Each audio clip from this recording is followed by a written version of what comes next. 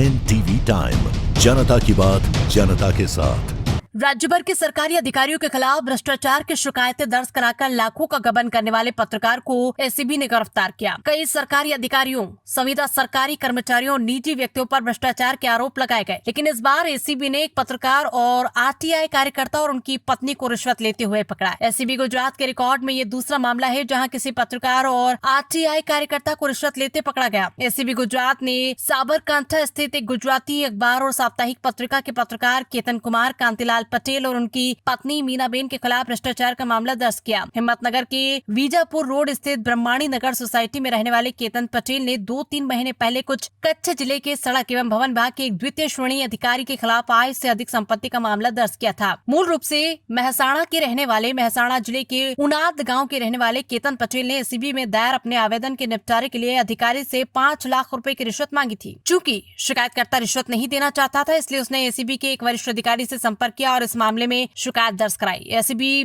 Pin B Solanki ने मीनाबेन और केतन पटेल को प्रांतिज के ऑरेंज काठपुर टोल प्लाजा के पास 5 लाख रुपए की रिश्वत लेते रंगे हाथों गिरफ्तार किया।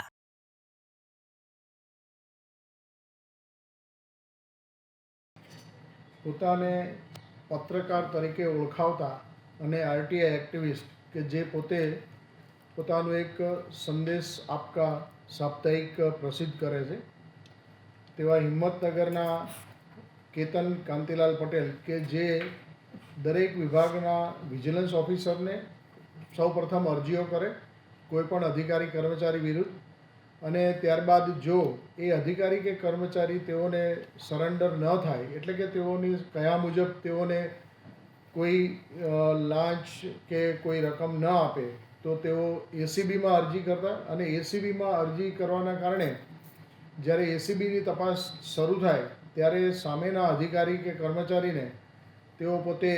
સંપર્ક કરતા અને તેઓ પાસેથી લાંચની માંગણી કરતા। એવા જ એક R&B વિભાગના અધિકારીની પાસે તેઓએ છેલ્લા 3 માસથી તેઓના સંપર્કમાં રહ્યા અને તેઓની અરજીમાં સમાધાન કરવા માટે થઈ અને નાણાંની માંગણી કરવાનું છેલ્લા 5 દિવસથી ચાલુ કર્યું અને જ્યારે એ અધિકારીની તપાસ એસીબીમાં ચાલતી જ હતી જેથી અધિકારી અવારનવાર જવાબ લખાવવા 1 કે 2 વાર એસીબીમાં આવેલા હતા। તેઓએ એસીબીનો સંપર્ક કર્યો કે આ અરજીમાં સમાધાન કરવા માટે જે અરજદાર છે એ મારી પાસે નાણાંની માંગણી કરે છે તો એસીબીએ એક રિવર્સ સ્ટેપનું આયોજન કર્યું અને તેમાં આ કામના આરોપી કેતન કાંતિલાલ પટેલ કે જે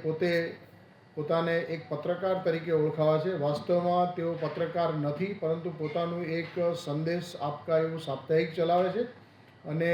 દિવ્ય ભાસ્કરની એજન્સીમાં તેઓ 1000 પેપર વેચતા હોવાનું તેઓ જણાવે છે હિંમતનગર ખાતે। આ પત્રકારને આજરોજ સવારે અમારા ફિલ્ડ 2ના પોલીસ ઇન્સ્પેક્ટર NB સોલંકીએ ટ્રેપનું આયોજન કરી અને રૂપિયા 4 લાખની લાંચ લેતા પ્રાંતિજ ટોલનાકા પાસેથી ઝડપી લીધેલ છે। આ સમયે તેઓના પત્ની પણ સાથે હતા અને આ નાણાં છે તેઓના પત્નીએ સ્વીકાર્યા હતા જેથી તેઓના પત્ની મીનાબેન અને કેતન કાંતિલાલ પટેલ બંનેની ધરપકડ કરવામાં આવી છે। આ કેતન કાંતિલાલ પટેલ છે મોટાભાગે R&B વિભાગના અધિકારીઓ ઉપર વારંવાર અને અસંખ્ય અરજીઓ કરવાની ટેવવાળા છે અને તેઓની અસંખ્ય અરજીઓ આવતી હોય છે જેમાં મોઘમ પ્રકારના આક્ષેપો હોય છે જે વિભાગને લગતા હોય તો અમે ત્યાં વિભાગમાં મોકલી આપીએ છીએ અને જો કોઈ ભ્રષ્ટાચાર સંબંધી બાબત હોય તો અત્રે મંગાવતા હોય છે। પણ આ કામના કર્મચારી ઉપર તેઓએ અપ્રમાણસર મિલકતના આક્ષેપો કરેલા હતા જેથી આ અરજદાર વિરુદ્ધ અરજીની તપાસ જ્યારે એસીબીએ ચાલુ કરી ત્યારે તેઓએ જે સામેવાળા હતા તેઓ પાસે લાંચની માંગણી કરી અને તેઓ લાંચ લેતા ઝડપાઈ ગયેલા છે। સામાન્ય રીતના સરકારી બાબુ પર ટ્રેપની સ્થિતિ થતી હોય છે, ખાનગી જે આ રીતના કે કોઈ પત્રકારના નામે આ રીતના નીકળે છે પૈસા, શું કાર્યવાહી થતી હોય છે? કારણ કે આ રીતના આવા અમુક જ કિસ્સા સામે આવતા હોય છે। જ્યારે કોઈપણ એસીબીનો ટૂલ તરીકે ઉપયોગ કરી અને જ્યારે નાણાંની માંગણી કરતા હોય છે ત્યારે એસીબી પીસી એક્ટ કલમના 2008ના સુધારામાં ખાનગી વ્યક્તિ પણ લાંચ લેતા આ રીતે પકડાય તો તેને પકડવાની જોગવાઈ કરવામાં આવેલી છે અને તે અંતર્ગત જ તેઓ વિરુદ્ધ આ કેસ દાખલ કરવામાં આવેલો છે। આ પહેલાં પણ આ રીતે ખાનગી વ્યક્તિ વિરુદ્ધ ઘણા ગુના દાખલ થયેલા છે.